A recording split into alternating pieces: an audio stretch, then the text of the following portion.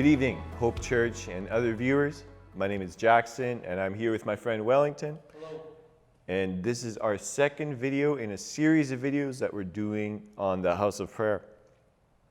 Well, in our last video, we looked at some of the dangers that can happen when we pursue an expression of Christianity without a biblical understanding, without a deep understanding of where it runs in the Bible and what God has to say about it in His Word. We also spoke of having a holistic vision of what the house of prayer should look like and how that keeps us from neglecting important callings that apply to all believers. Specifically, we mentioned three directions: upward and inward and outward. And the house of prayer should bear fruit in all three of these directions.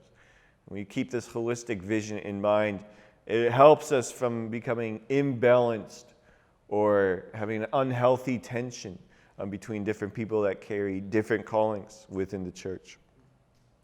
Well, tonight we want to take our first look into the Bible and what the Bible has to say about the house of prayer. And we're going to actually look at the first time and the last time that we find an expression of the house of prayer in the Bible. But we're going to start tonight simply by looking at the phrase house of God. Yeah, what we wanted to do is just take this phrase that we hear all the time, house of God, house of prayer, and we just want to say, hey, let's just slow down a minute. Let's just take a minute and look at, see what the Bible means when it speaks of the house of God. So just one of the best ways to do some research on something like this, the house of God, is just to look at the first occurrence of that phrase or of that idea or of that theme. And actually the first place we find the phrase house of God used explicitly is actually a story in Genesis 28. And it's a story of Jacob, who is Isaac's son, Abraham's grandson. And actually he's fleeing from his father's house because of his own mischief, his own deception. Yeah, he wasn't a good guy, Jacob wasn't. And he's heading to relatives, his relative's house. And he stops at this place to take a sleep because it was about a 400-mile journey. So he goes to bed, and he has this dream in the middle of the night. And he sees this ladder or a staircase going from heaven down to earth, and he sees angels ascending and descending on it, and he sees the Lord standing above the ladder.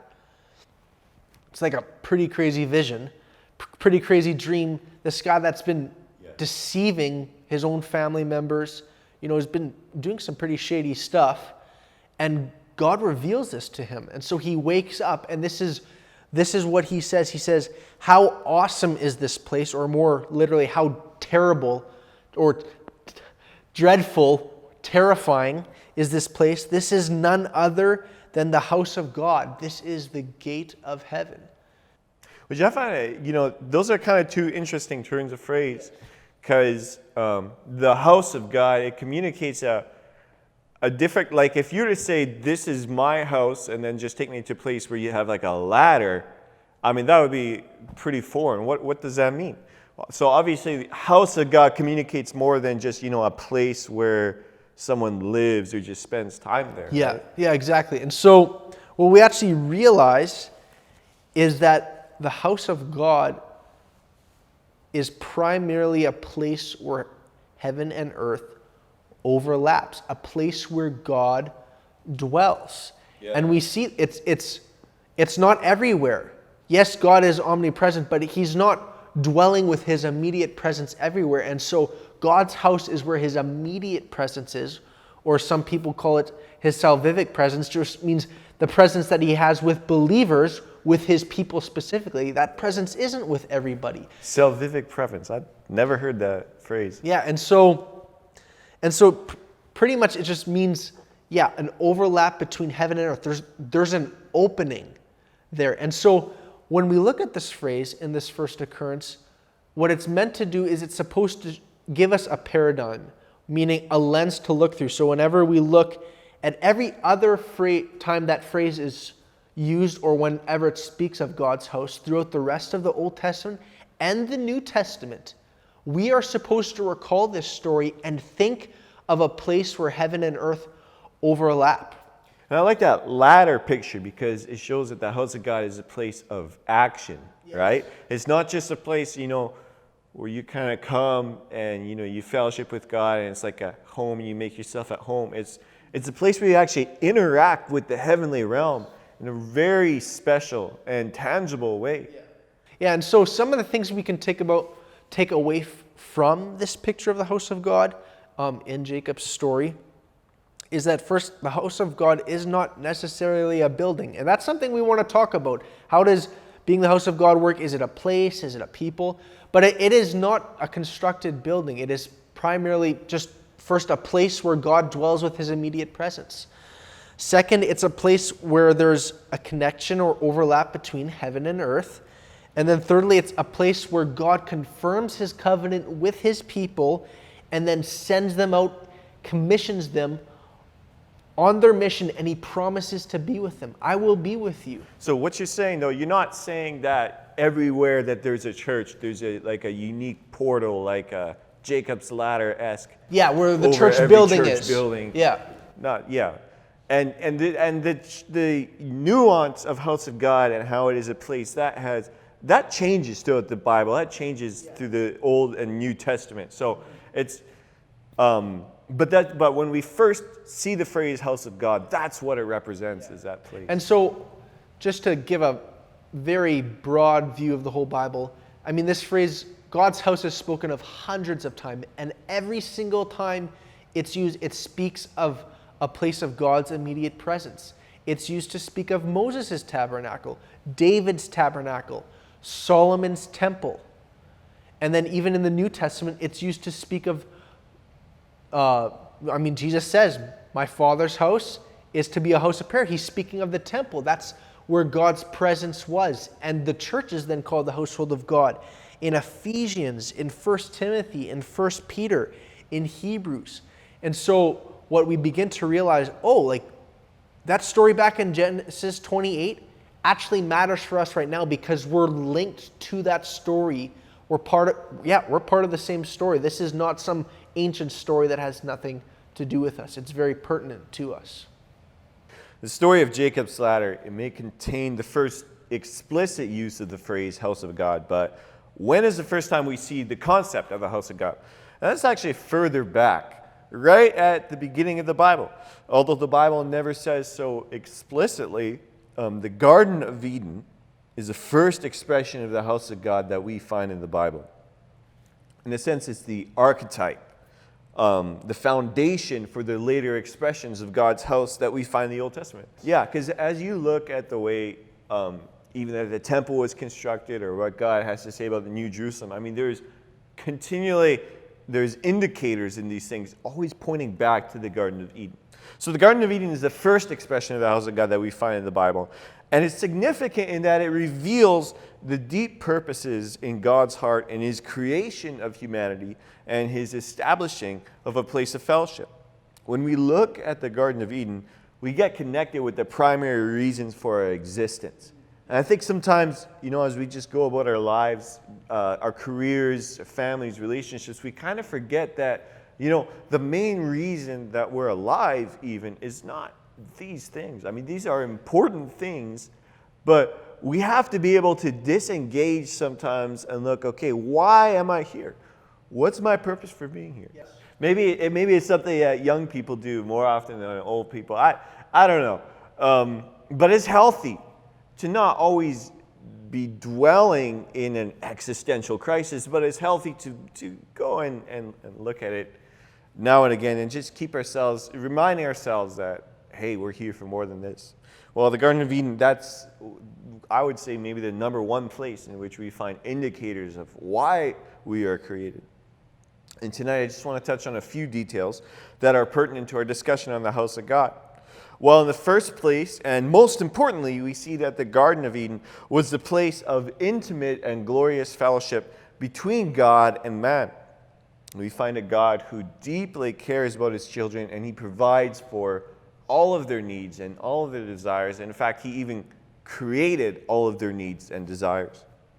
And we find a man and a woman, children of God, who depend on their Creator for everything. They're deeply dependent on Him, and they're not ashamed of that dependence. Well, they depend on Him for knowledge and discernment and how to live and steward the creation that they've been entrusted with. And actually, the fall happened when they began to revoke that dependence and try to strike out on their own. Well, we don't get much of a picture into this fellowship in the Bible, but we do see a glimpse of what it might have looked like actually right after the fall. Yeah, and how much would you give to be able to see Adam and God walking in the garden and talking with each other? Like, what that would have looked like, I have no idea, but that was an incredible picture. Well, we don't see it, but we do see after the fall, God, He comes walking in His garden, and He's wanting to be with His children. And it's a tragic scene because His children have discovered for the first time their vulnerability, and they've ran and hide, and God calls out to them. And it's a tragic scene.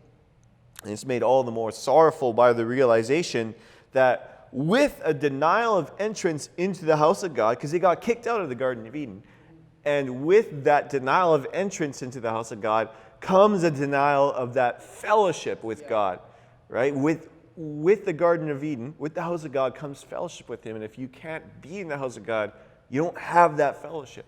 Yeah. And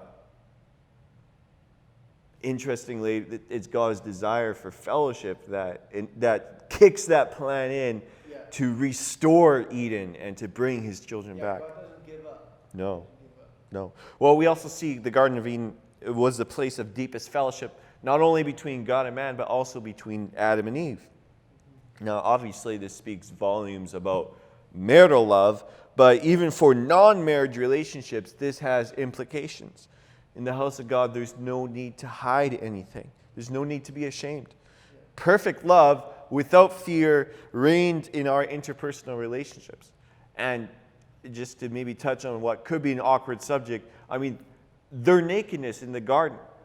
Obviously, there's implications for married love there, but at the same time, it speaks of a deeper vulnerability. It goes deeper than just physical nakedness. There wasn't a need to hide anything. They didn't feel ashamed of anything on the outside, but also on the inside. And I think that speaks volumes about the house of God, because it's a place where you're allowed to be vulnerable. You don't have to have any shame. Yeah. And it's a very graphic picture in the Garden of Eden of what that looks like. But in that deep sense of complete vulnerability, we can also have vulnerability now. So, well, I guess I'm jumping ahead to application right now. Yeah. But it's hard not to. No, it's a very deep story. And then finally, we see in chapter 1 of Genesis that the garden was the place from which mankind would take dominion over the earth. And I think some people have this complaint about the house of prayer is that, hey, this is just a retreat center. You guys just go there to disengage. And what we find right at the beginning is that the first house of God, I mean, it was a phenomenal retreat center. Who wouldn't want to have a retreat in the Garden of Eden? Yeah. But that wasn't the only purpose, right? God's plan was that the Garden of Eden would actually spread and cover the entire globe, right? He started in one place, but He wanted that thing to spread. And He put that responsibility into the hands of Adam and Eve and their descendants, right? Be fruitful and multiply and cover the earth, fill the earth and subdue it. So man was commissioned from the garden to fill the earth and have dominion over it. And the ultimate goal was that the entire earth would become the garden. Now, I don't know if you guys are catching this, but remember how I talked about those three directions, upward and inward and outward? I just talked about them right then. We find all three of those directions right here in the most foundational expression of the house of God. We've got unhindered fellowship with God, unashamed fellowship with each other, and a glorious and a joyful challenge to have dominion. And all three of these are forever cemented into what it means to be the house of God or the house of prayer. These three strike to the very heart of why we were created, and we can't live disconnected from them, right? It wouldn't make sense for us to settle for having a good job and a family that looks great, but not have a good relationship with God and not have a good relationship with each other and not make a difference in the world for the kingdom of God. I mean, if we miss those three, we are living completely disconnected for our reason for existing. And so we got to grab a hold of these things. And we find these all right at the beginning in the Garden of Eden. Yeah, so just continuing off of what Jackson said, we've just looked at the beginning of the Bible, the first couple pages, super foundational. So now we're going to jump all the way to the end of the story, Revelation 21 and 22. Because this is super crucial that we see that there is some striking similarities between the first pages of the Bible and the last pages of the Bible. Just to Not only that, but you also, like, if you want to really find out what someone's plan is, I mean, it's good to look at the way something started, but also what's the end goal? Where is this headed? Right? And so we want to look at the end, and we'll find that there's like a solid train just connecting so cleanly. Yeah. No, so just we'll put up a resource, just a simple comparative chart, just so that you can look at it for yourself. But just briefly, Genesis 1 through 3, God creates the heavens and the earth. Revelation 21:22, God creates a new heavens and a new earth. Genesis 1 through 3, God creates humanity to walk in fellowship with him and to rule and have dominion over the earth. Revelation 21 through 22, God's new humanity rules as a kingdom of priests with God forever. Genesis 1 through 3, God's immediate presence is with Adam and Eve. Revelation 21 through 22, God's immediate presence is with his people. And even you see in Genesis 1 through 3, you have the tree of life, and you see the tree of life in Genesis 1 through 3. Yeah. Well, Revelation 21 through 22. Yeah. And the simple point is... So many connections, right? And there's more of them. There's tons more. And John is winking at you. He's saying, hey guys, this is like the Garden of Eden, but it's way bigger, and it's way better, and it's perfect, and it's going to go on forever. It's never going to fall again. Humanity's never going to fall again. And so, yeah, John is winking at us a little bit. He's like, hey guys, think about the Garden of Eden. And so, as we look at this now, okay, you already talked about the three directions. Yeah. In Genesis. Upward, fellowship with God. Inward, fellowship with one another as people of God. And outward, the mission of God. I just want to make something clear. Like, we talk about these three directions here, but just so we're on the same page, it's not like upward, inward, and outward, or in the Bible somewhere. Yeah, it does. Like there's not a passage that says you need to think this way. Yeah, we're putting this out there. It's like more of a suggestion. I'm putting this out there because I think this is a good way to ensure that we have a holistic vision of what the house of prayer means. Yeah, exactly. And so, yeah, as we look at Revelation 21 through 22, I would say that we see all three of them. Two of them are more clear. One, I would say, is more of an inference. And so for the first one,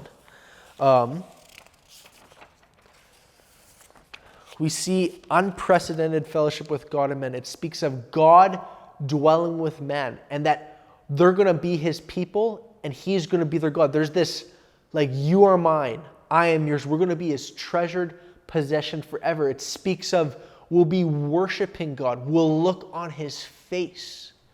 That's crazy, because God told Moses, yeah. no one can see my face and live. Yeah, we're going to have fellowship with God that no one has ever had.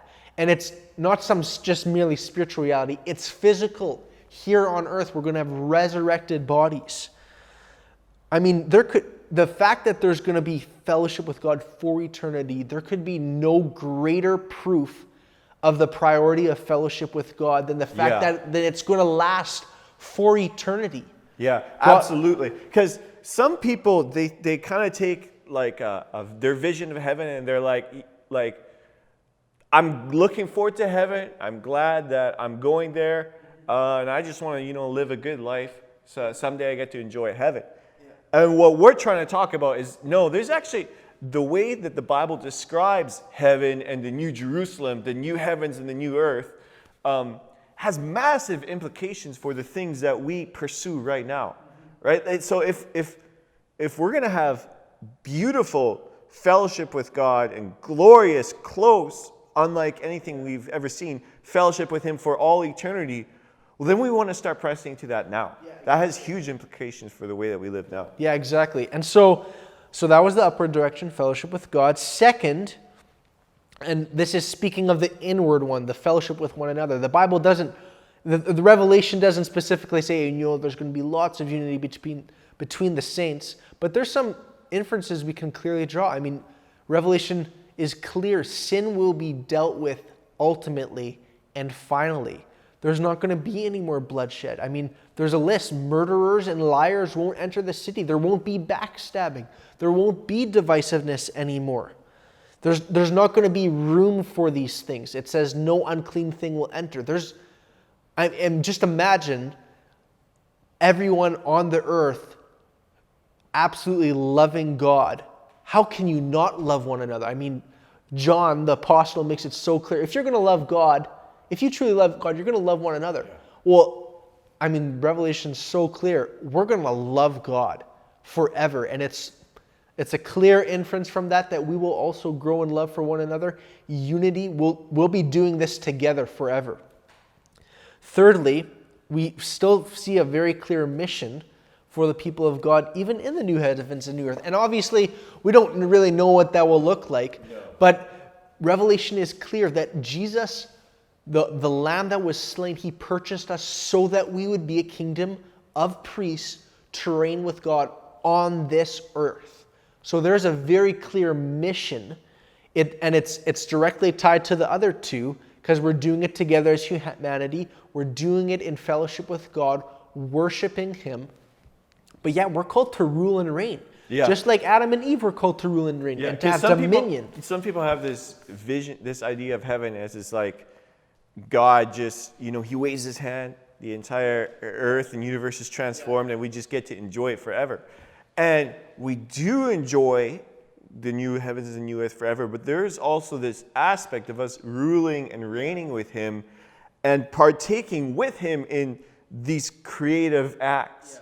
Right? We also have a say in what the new heavens and the new earth look like. Yeah, exactly. And just thinking back to Genesis, God didn't, he created an earth that actually Adam and Eve could take a part of informing what it was like. He gave them rivers so that as they continued to expand the garden, they would have the resources to do it. And so what's crazy is that this King of Kings, this Lord of Lords, shares his rule and reign with humanity. He is persistent that he does things on this earth with humans. And so what we can really take away from these observations is that building God's house is God's top priority in many ways. Obviously, his ultimate goal is for his own glory. But this is one of the key facets to reach that goal. And so the Bible is clear. This isn't about joining, just being part of a new cool Christian expression called, the house of prayer or something like that. This is an ancient idea. This is God's idea. Yeah. And what other proof do we need to pursue this reality than the fact that this is on God's top priority list? As we see so clearly, he gets his desired result in the end with the new heavens and new earth. And that's where we see what he wants. And so we've seen the beginning of the story, Genesis 1-3, the end of the story, Revelation 21-22. And we want to look at these cosmic expressions of the house of God. Yeah. For one, to show that they are huge, to show that the house of God, the house of prayer, is hugely important. But also, one of the reasons why we want to look at these cosmic expressions is because just to emphasize, you can't pin the house of prayer down to a certain expression of Christianity, right? Yeah. Like, the house of God, the house of prayer, is as big, as full-fledged, as multifaceted as the Garden of Eden and as the New Jerusalem. And so just because someone does house of prayer a certain way doesn't mean that we have to. Now, our prime example of house of prayer is what this ministry is doing. Again, it's not to disrespect ministries or whatever. We believe that, if you're following God, there are examples to follow. But the point is that the ultimate goal of house of God, the ultimate goal of house of prayer, is the new Eden, the new heavens and the new earth. Yeah, and so beginning of the story, end of the story. And really the rest of the videos is figuring out, okay, how we're in the middle of the story. So how do we live in light of the beginning and in light of the end?